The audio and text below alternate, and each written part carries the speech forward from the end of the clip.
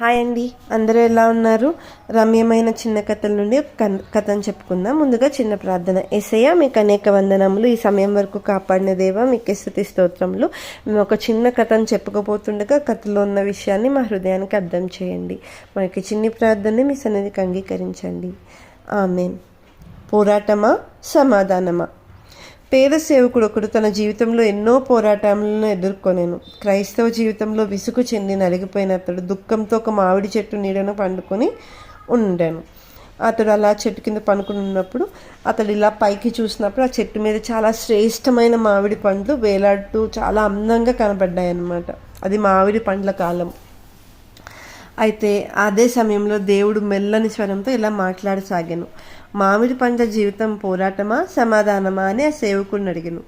దానికి సేవకుడు ఇలాగ జవాబు ఇచ్చాను, సమాధానమే. ఎందుకంటే మామిడి పండ్లు తొడిమెలు అంటే స్టార్టింగ్ స్టెమ్ ఉంటుంది కదా, అవి వాటి వలన చెట్టుతో సంబంధం ఉంటుంది. మామిడి కాయ ఆ పండుకి ఆ చెట్టుకి కనెక్షన్ ఏంటి? ఆ మధ్యలో ఉన్న చిన్న పార్ట్ కదా, తొడిమ అంటారు దాన్ని. దానివల్ల చెట్టుతో సంబంధం ఉంటుంది.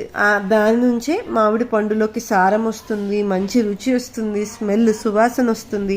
ఇవి తమలో ఎల్లప్పుడూ ప్రవేశించినట్లు అవల్ల కనెక్ట్ అయి ఉంటాయి అన్నమాట. మామిడి చెట్టు పండు అదే మామిడి పండ్ల యొక్క గొప్ప రహస్యమని జవాబిచ్చాడనమాట ఈ సేవకుడు.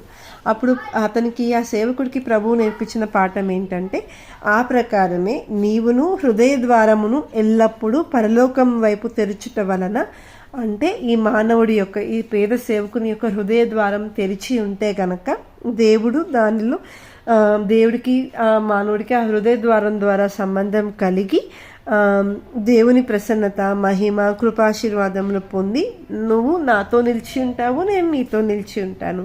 అప్పుడు శ్రేష్టమైన దైవిక స్వభావం నీలో పుడుతుంది. అందును బట్టి పోరాటం కాదు, సమాధాన ఫలములే నీలో ఉంటాయి. అవే నీలో నిండుగా కనిపిస్తాయని చెప్పి ఆ సేవకునితో దేవుడు చెప్పడం జరిగింది. ఇంకొక వాక్యాన్ని కూడా జ్ఞాపకం చేశారు. యోహాను సువార్త 15వ అధ్యాయం. ద్రాక్షవల్లి నేను, ద్రాక్ష తీగలు మీరు. ఎవరైతే నాలో నిలిచి ఉంటారో వారు బహుగా ఫలిస్తారు. పనికిరాని ప్రతి తీగ పెరికివేయబడును, అగ్నితో కాల్చివేయబడును అని దేవుడు అక్కడ చెప్తారు కదా. ఎవడు నా యందు నిలిచి ఉండునో, నేను ఎవని యందు నిలిచి ఉండునో వాడు బహుగా ఫలించును. నాకు వేరుగా ఉండి మీరేమీ చెయ్యలేరు. యోహాను సువార్త 15వ అధ్యాయం 5వ వచనం.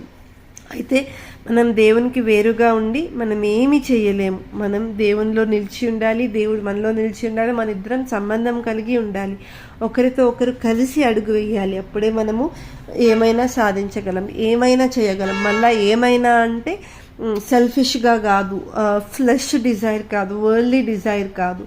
ఎంత గొప్ప యుద్ధాన్నైనా మనం జయించగలము, ఎంత గొప్ప విషయాన్నైనా మనం పరిష్కరించుకోగలం. పోరాటం ఉండదు, అప్పుడు మనలో సమాధానమే ఉంటుంది. ఎలా అయితే మామిడి పండ్లకి సమాధానం ఉంటుందో మనకు కూడా అలానే సమాధానం ఉంటుంది.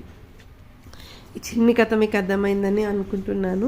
యేసయ్య మాతో ఉండి మాకు సహాయం చేసినందుకు, కథ ద్వారా గొప్ప విషయాన్ని మాకు తెలియచేసినందుకు మీకు అనేక వందనములు. మేము మీకు వేరుగా ఉండకుండా మీలో కలిసిపోవులాగున మా పట్ల మీ కృప చూపించమని కోరుకుంటూ మా యొక్క చిన్ని ప్రార్థన మీ సన్నిధికి అంగీకరించండి తండ్రి. ఆమేన్.